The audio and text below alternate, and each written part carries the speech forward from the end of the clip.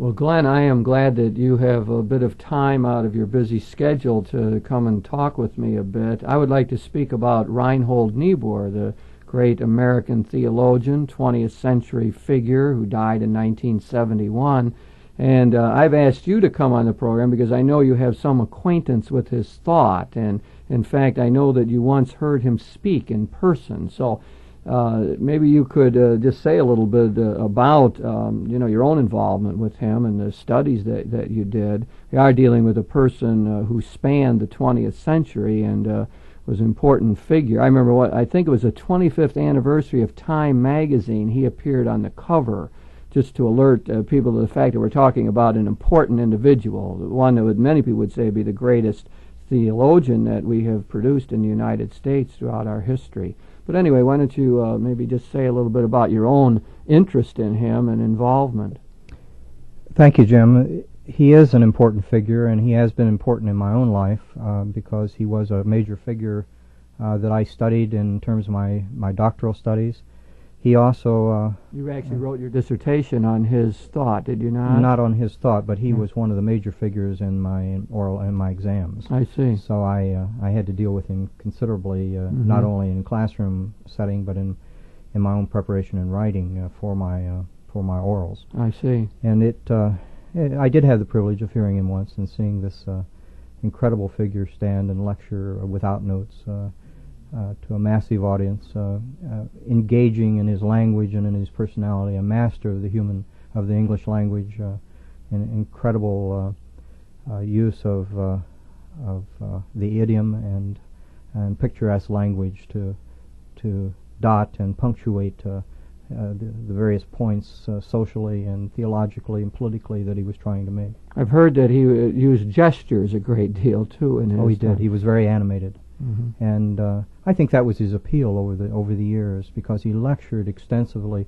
In fact, one whole period of his teaching at Union, he took Sundays every Sunday and lectured at a college campus somewhere in the country or internationally, and so he was on the move constantly and picking up clues and feelings of not only individuals but groups across the land as he went.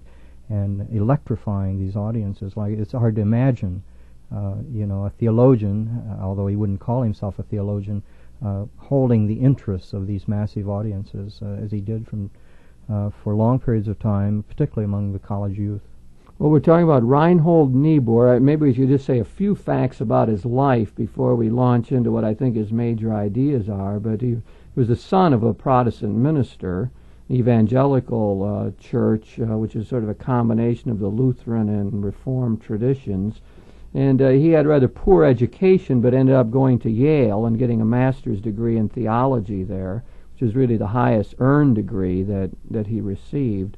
And then he became eventually a pastor up in Detroit, Michigan, nearby us here, and where his congregation grew tremendously. And what was he there, about 10 years, as I'm recalling? 13 years, I believe. 13 years, that's right, as the pastor. And the congregation grew so miraculously during that time. He was a marvelous speaker. And then it was in 1928, am I remembering correctly? Yes, that he went to Union Theological as a professor and in New York. And he actually stayed there throughout the rest of his life. He was still on the faculty there until he retired in sometime in the 60s, and then he died in 1971.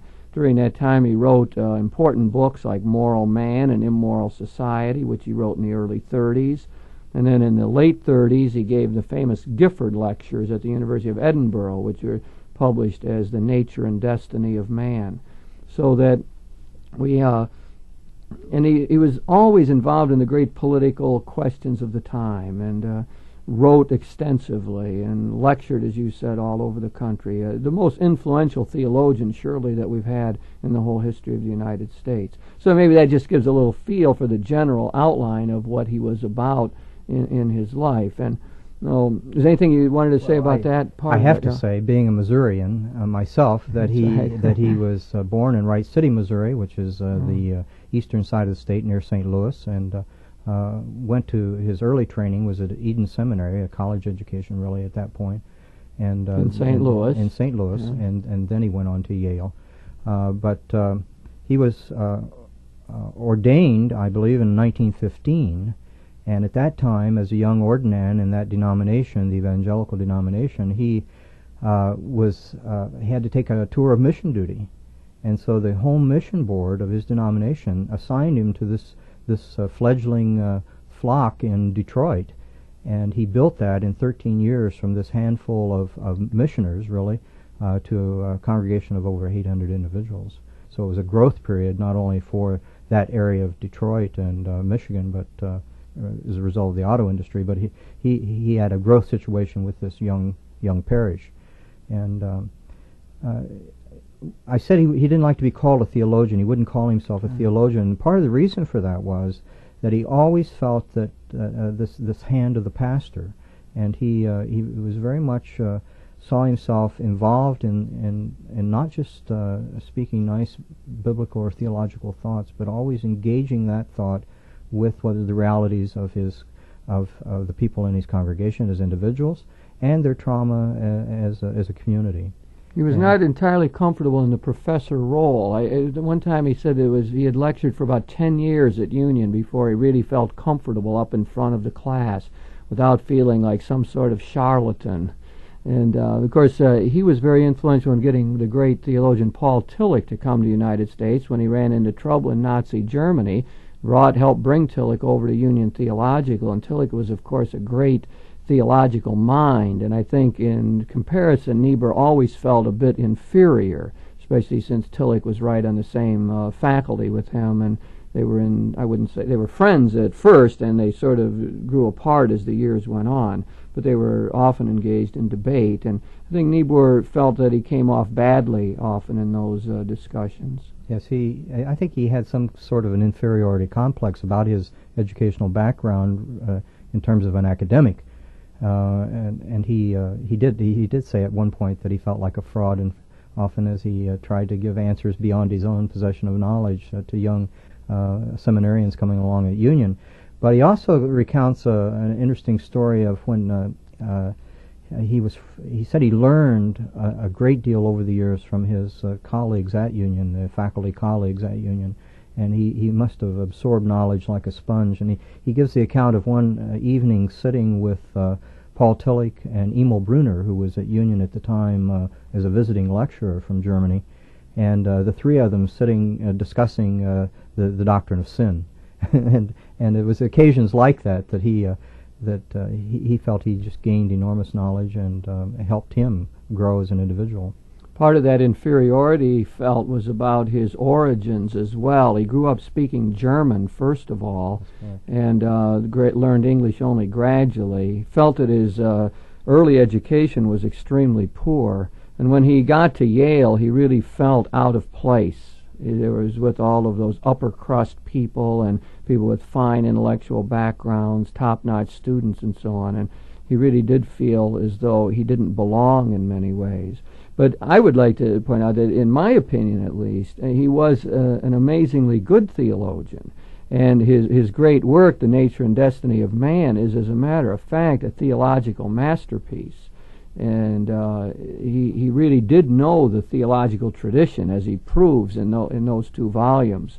And he was a far better theologian than most people will give him credit for. Absolutely. And as you read his works, particularly sermons and the smaller articles, the editorials, because he wrote extensively as an editorial writer for several periodicals.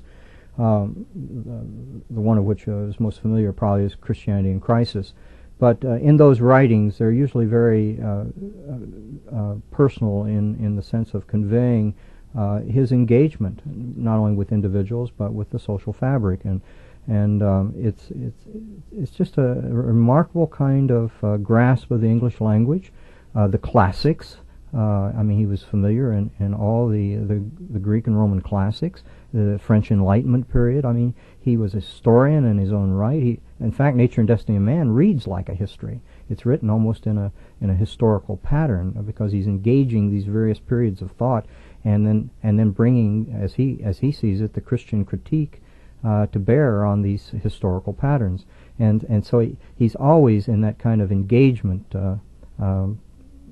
situation when he's writing, and you sense it. He also, and when he lectured and taught, it was the same way.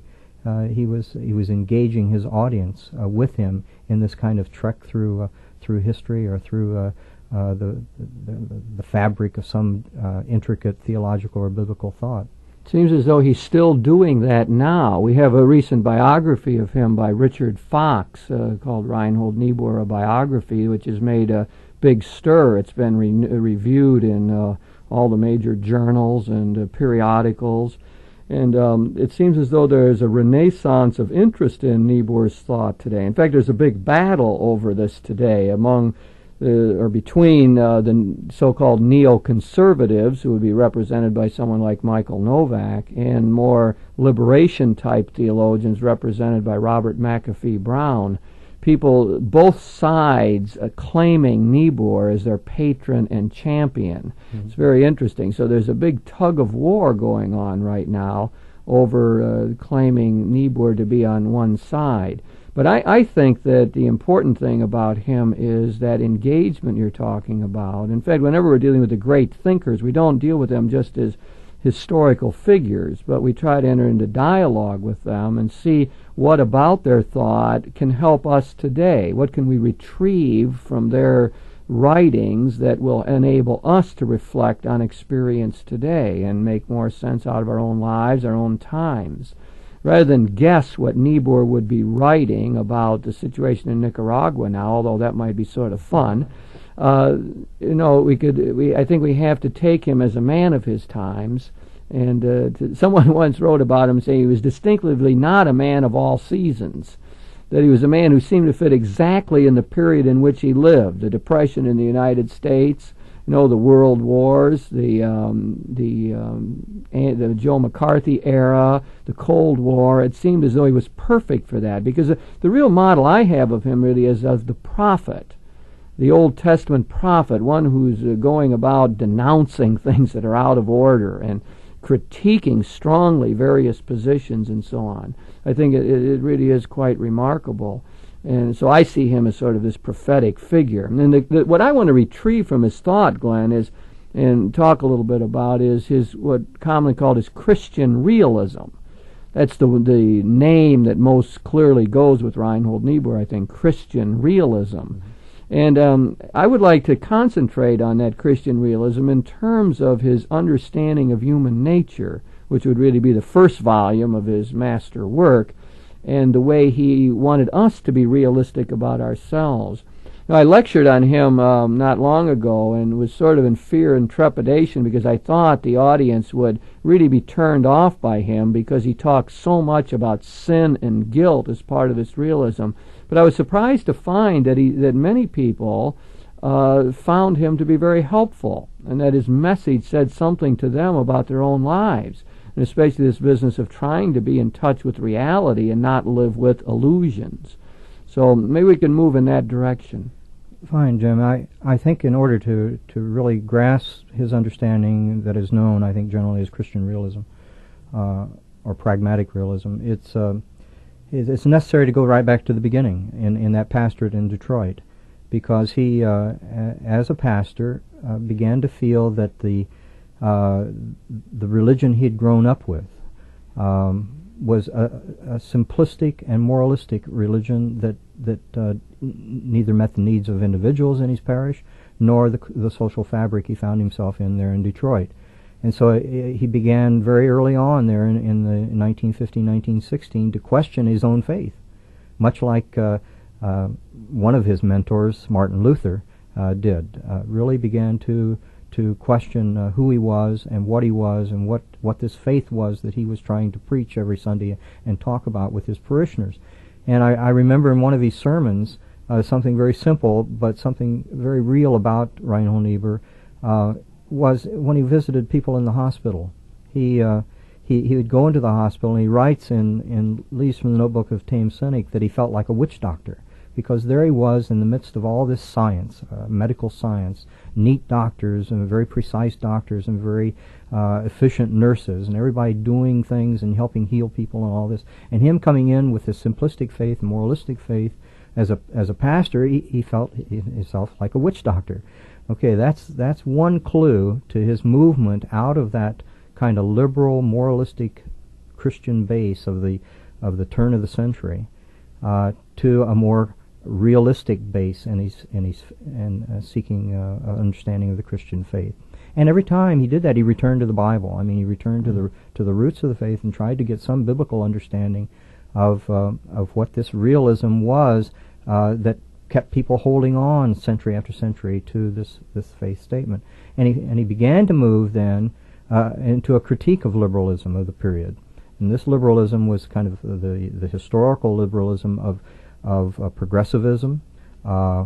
Everything's improving, everything's getting better. The nature of man is improving and getting better all the time. And the reality he saw around him was just not that. People were getting sick. There was World War on the horizon. Science wasn't answering all the questions individuals had. In fact, science was contributing to part of the problem. And so this Christian realism began to emerge out of this, that there had to be some basis in the Christian statement that he began to seek as the roots to give realism to postulating faith in this Christ.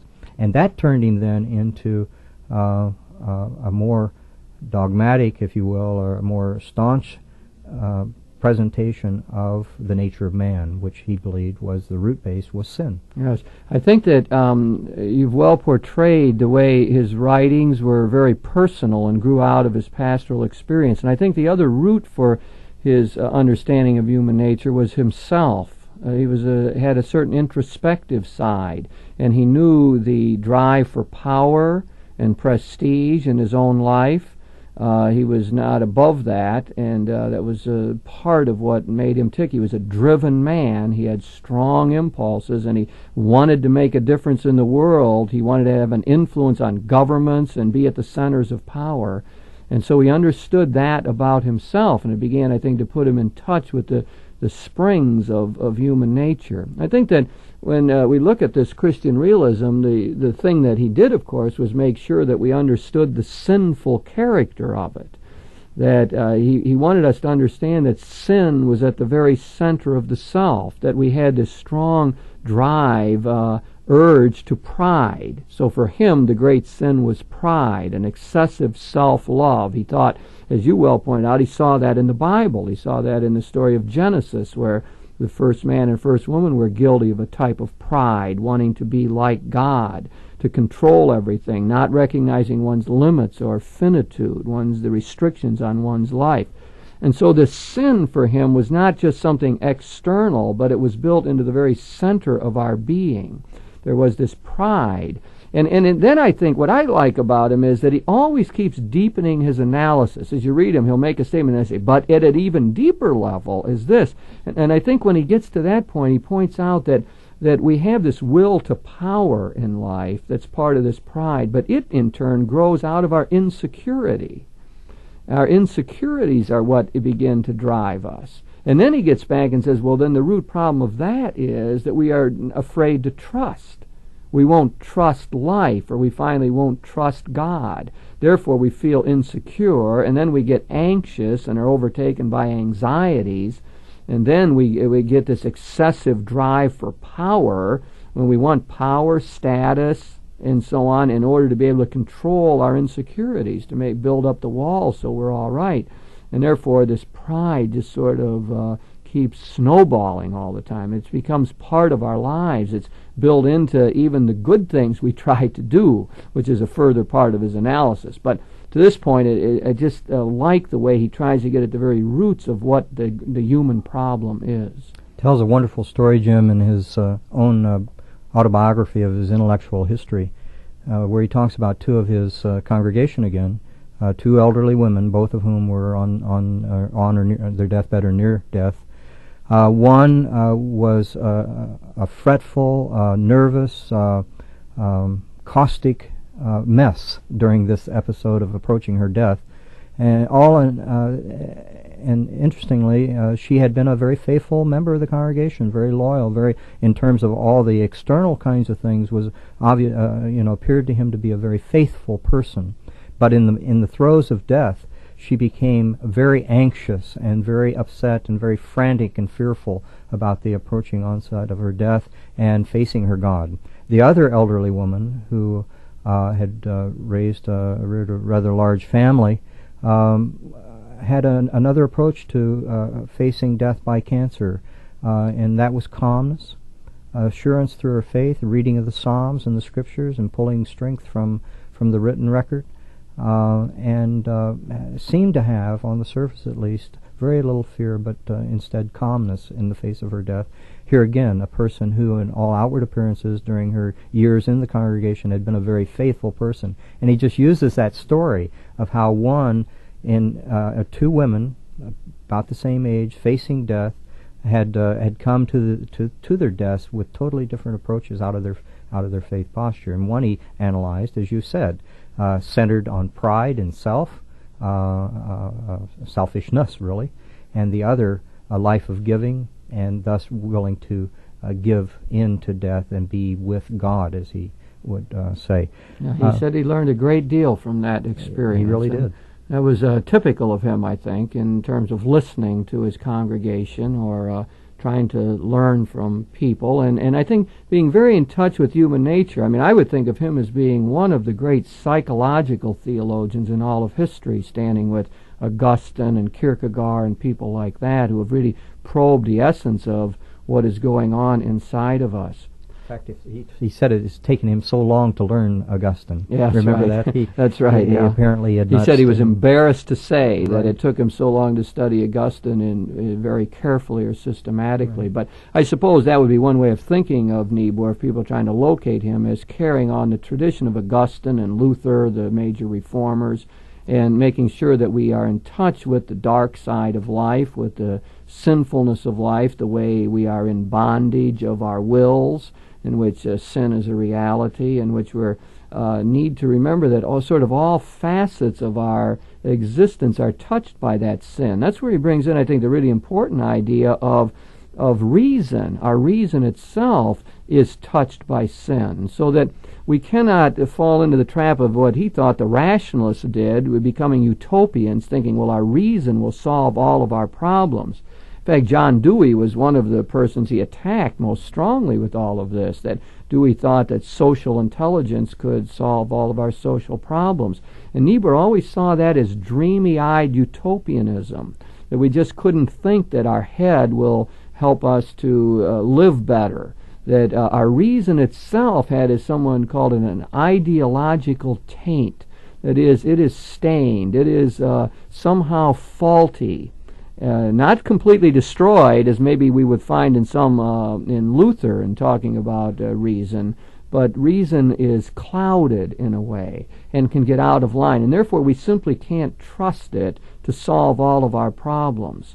It itself needs to be critiqued, and we need to stand under the judgment of God and the Scriptures, even as we look at it as our intellectual life as well as our emotional life. That's one thing we've left out, Jim. In the late, I think it was 1919, he joined the FOR, Fellowship of Reconciliation, a pacifist group, and was a leader in that group. But he, very early on after joining the group, wrote an article in Atlantic Monthly called A Critique of Pacifism, in which he outlined a program of pragmatic pacifism, he called it, and trying to bring again this ideal of realism into the the pacifist movement of the period, because he felt here again they had taken a rationalist approach to a very difficult situation, the approaching of in the throes of World War I. The pacifist movement was very strong, and he got involved in that, but then he began to back off and look at it, realized he felt he'd made a mistake, and he began to try to bring a corrective into that he called pragmatic pacifism, and in that sense he was trying to infuse pacifism with a notion of their own self-righteousness, of their own kind of myopic view of the world, in which they weren't taking into consideration a clear view of the self, centered, as you indicated, where the center is really operating on evil and sin. This brings up so many different ideas. One of the critiques, of course, of Niebuhr is that his great emphasis on pride as the great sin is great in a male middle-class society, but that it's the wrong analysis for women in our culture generally, or anybody living on the margins, that their real problem isn't pride, it's a feeling of lack of self-worth. It's not overly asserting oneself, it's being too passive. And I find it interesting to think about Niebuhr in those terms, because I believe that maybe he even has a critique of those movements as well, and that perhaps there's a way in which people can ask themselves how much pride is involved in an excessively passive position, and how often people who are down and finally get in control end up throwing their weight around or trying to use the very tactics that the oppressor used in the past. So there might be a way to link that together again, even though people are very critical of Niebuhr. Glenn, you have just a few seconds here to make a response to that. Well, I would just say the corrective is his understanding of will to power, and this inordinate capacity the humans have to will to their own power, and never give that power up unless challenged by an equal or more substantial power. They don't give it up willingly. That was one of his major contributions, I think, to our thought. Yes, indeed. Well, we've been talking about Reinhold Niebuhr, trying to get a little bit of feel for the man, his great importance in the history of American thought, influential on the political world, economics, and especially the world of theology, and a man who understood the human condition. He understood the selfishness and anxieties and pride that really are at the very center of our being, and he tried to offer us a way to respond to that. Finally, it is only by trusting in the mercy of God that we can live well.